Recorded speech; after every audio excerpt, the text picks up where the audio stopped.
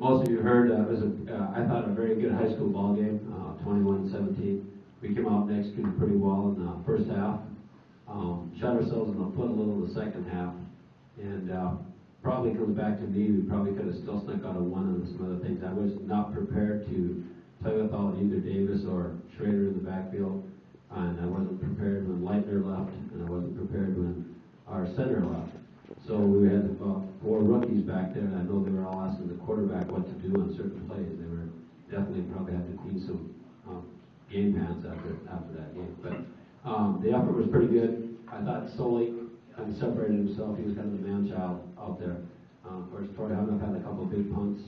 We made some good plays. Our focus was there. We played like Bucks of old, at least in the first 3 quarters. And so I felt good about that. Never feel good about losing. But then I look at the other side of it and looked at if we had to go play right now with what we've got left and go play Washington, that would not be a pretty picture. Just because we'd be missing 9 starters, and that'd be tough. So it was a good end for our season. Not that I like to lose at the end, but where we're at, and I think a good platform to start building. I think our kids feel good about where they're at right now, and hopefully we get more kids out for football and build with what we've got, and I think we can get going and be off to a good start next year. So I'd like to thank you guys for your support. We will have the banquet on the 20th, which is a Tuesday night, starting at 6 o'clock, because the 19th was reserved already for the orchestra. So we can have it at the Commons at the high school. Sandy Kramer will take care of all the food, and so we should be ready to go by then. And the coaches just need to figure out all the awards and so forth to get that done. But overall, these kids played hard, and we had some pretty good leadership. I also think Rucker's shoulder was definitely bothering him by the end of the season, but he ran the option pretty well in the first half, and we did some good things. So great effort. I guess if you guys have any questions. Nobody's decided where they're going to go yet. I know Solik and Troy are getting looked at. They got an email this morning from Northern that would like to have them up there. They're one of their top recruits. I know that Solik's been at USF, and you and I have talked to him. But there's several other schools that are still looking, and that's still open. I have no idea if anybody else. USF had talked to Rucker earlier in the year, but that's all it's been this talk so far. And so our all-conference kids, if you did read the paper, the other one that probably should have been talked a little bit more was Steve McKee, also made all-conference. We had 8 kids that were all-conference players, and that really helped us in the sense that if you noticed, if you were up there on Monday night, Lane Schwatsky dressed. And so when I saw him dressed, I said, where did you get okay? He doesn't go to the doctor till Thursday. I said, you can't do anything. He said, well, I wanted to. And I said, well, I think getting all conference as a kicker speeded up his recovery. I'm hoping the doctor okays it now. But that was nice. And then that also gave Brady Hale a little incentive. And it's just sweet to have a sophomore step out on the field and hit a 51-yarder, especially against O'Gorman just before halftime. So that was very nice. So there were some good highlights, some real good positives, and some stuff that I think will carry over. Next year, I don't know if I need them, but I think we'll have 3 good kickers next year.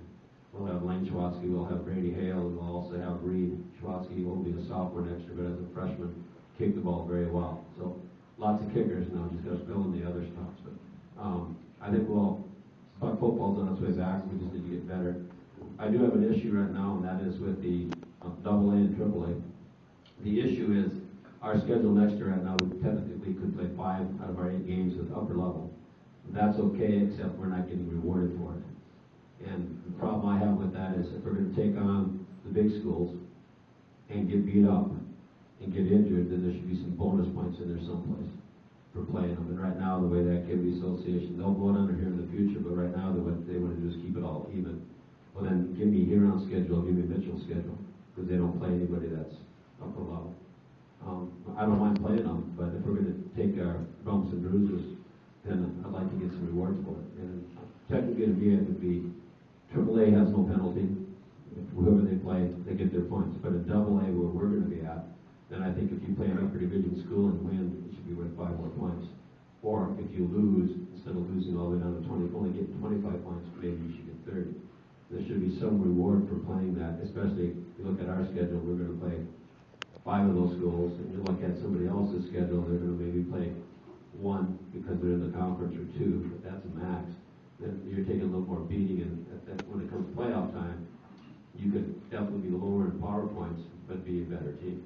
And so I think that needs to have some consideration in it. But other than that, it looks like the AAA will go into effect starting next year. So it'll be a little different. But as far as scheduling, it's not going to be a lot different for us.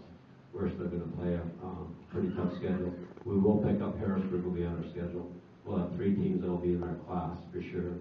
Maybe 4, depending on if O'Gorman goes up or down. They're on our schedule next year.